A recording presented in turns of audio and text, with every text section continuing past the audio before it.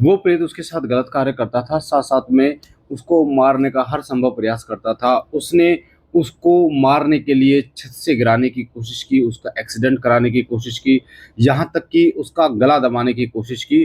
पर हनुमान जी की कृपा से, श्री सिद्ध विष्णु शक्ति धाम की कृपा से वो बच्ची बच गई।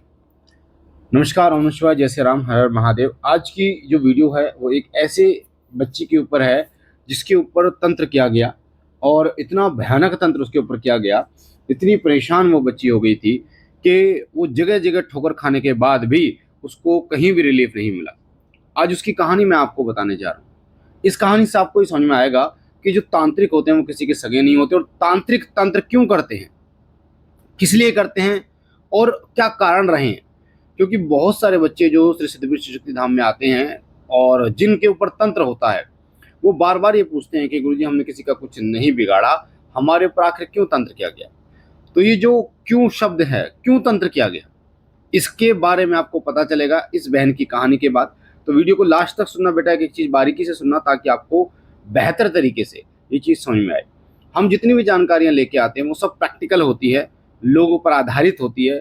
जो उनके साथ होता है, जैसे उनके साथ हुआ, जैसे वो ठीक हुए, उस कहानी को हम आपको बताते हैं, ताकि आप सतर्क रहें और अपनी आध्यात्मिक ऊर्जा को बढ़ाते रहें, प्रभु की भक्ति करते रहें। क्योंकि अगर उन्हीं की भक्ति नहीं करोगे तो प्रेत आपको नहीं छोड़ेगा। तो ये जो कहानी है, ये एक बहन की कहानी है, और इस बहन के ऊपर तंत्र किया गया एक शॉल के माध्यम से। एक शॉल जिसको ये ओढ़ा करती थी, उसके माध्यम से तंत्र किया गया। होता क्या है, जब तंत्र किया गया, जो तांत्रिक ने जो शक्ति भेजी, उसी से जब हमारी बात हुई तो उसने बताया कि शॉल, उस लड़की का शॉल मुझे दिया गया, और मेरे को बोला गया कि जिसका ये शॉल है उसी को, उसी का शरीर तेरा है, तू जो मर्जी उसके साथ कर सकता है, उसको परेशान करना है, उसका घर बर्बाद करना है, काम धंधा रोक देना है, पागल कर देना है उसको, और लास्ट में मार देना है। ऐसे तंत्र किया गया। तंत्र क्या करने का क्या मतलब था, क्यों किया गया उसके ऊपर तंत्र। उसके ऊपर तंत्र जो किया गया बेटा, वो किया गया एक जमीनी विवाद के ऊपर। उसका और उसके जो चाचा ताऊ इस तरीके से होते हैं, उनमें, यानी कि उसके जो देवर देवरानी होते हैं, उनके साथ उनका मतभेद चल रहा था। और उसका जो देवर था वो थोड़ा सा तांत्रिक टाइप, भगत टाइप था। तो उसने उसके ऊपर इतना भयानक तंत्र करवाया उसके शॉल के माध्यम से कि वो लड़की पागल हो जाती है। जब वो उसके शरीर में आता है तो उसको गंदी चीज़ों को खाने के लिए प्रेरित करता है।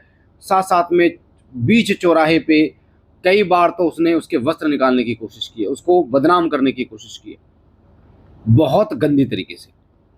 उसके घर में काम धंधे को रोक देता है, सांस रोक देता है उस बच्ची की, खाना उसका दुर्लभ कर देता है, पेट में दर्द इतना भयानक देता है कि वो मरने से बाल बाल बचती है।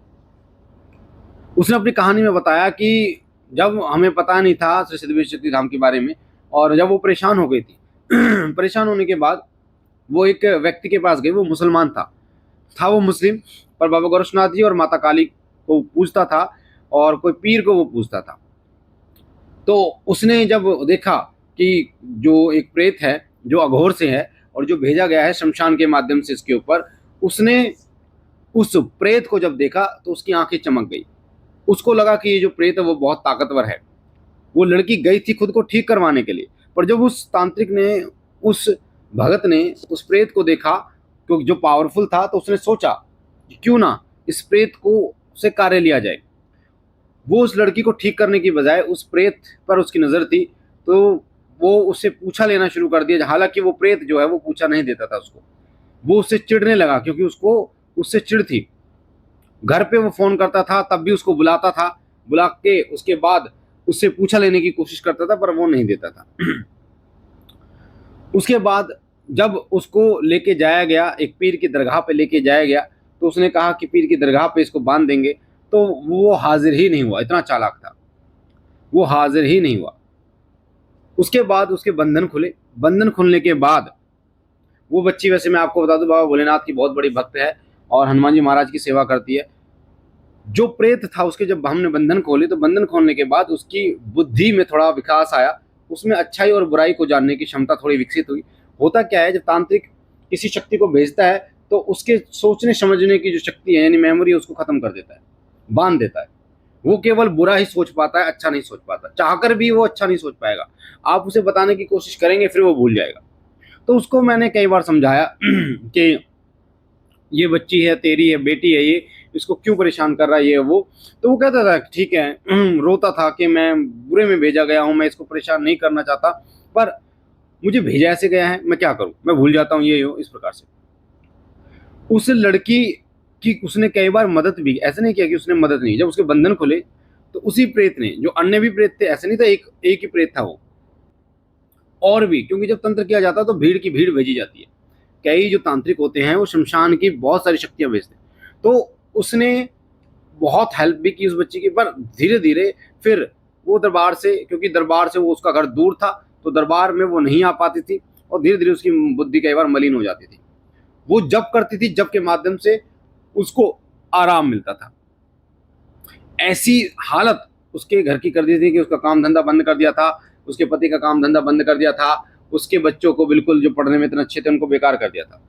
तो तांत्रिक क्रियाएं जो हैं वो इतनी प्रबल होती हैं कि ये तांत्रिक होता, अच्छा मेरे को समझ में ये नहीं आता कि जो तांत्रिक होते हैं ये, है ना, ये जो तांत्रिक होते हैं, ये लोग जितनी पावर, यानी जितनी ये अपनी शक्ति लगाते हैं बुरा करने में, अगर ये किसी के अच्छे करने में लगा दें तो पता नहीं कितने परिवार सुखी हो जाएंगे। पर दिक्कत पता क्या है कि किसी को अच्छा करने के लिए तो कोई पैसा देता ही नहीं ना बेटा। तांत्रिक जो होते हैं ये भी पैसों के भूखे होते हैं, और पैसों के लिए ये किसी हद तक चले जाते हैं। तो अच्छा कराने के लिए तो कोई पैसा देता नहीं है, बुरे कराने के लिए लोग मुंह मांगे पैसे दे देते हैं। तो इसलिए ये लोग बुरे, और मतलब इनको आदत भी लोगों ने खराब कर रखी है कि किसी का बुरा करवा दो। और शक्तियां भी इनके पास, देवीय शक्तियां कभी नहीं होती, वही मशान, और तांत्रिक होते तो अघोरी और शमशान से जुड़ी हुई शक्तियां जो तामसिक भोग तामस पर चलती हैं, उन्हीं को ये चलाते हैं। वो बच्ची ठीक है, आराम है उस बच्ची को, और आज वो बाबा भोलेनाथ की सेवा भी कर रही है, बाबा के गण भी उसके साथ में उसकी मदद कर रहे हैं।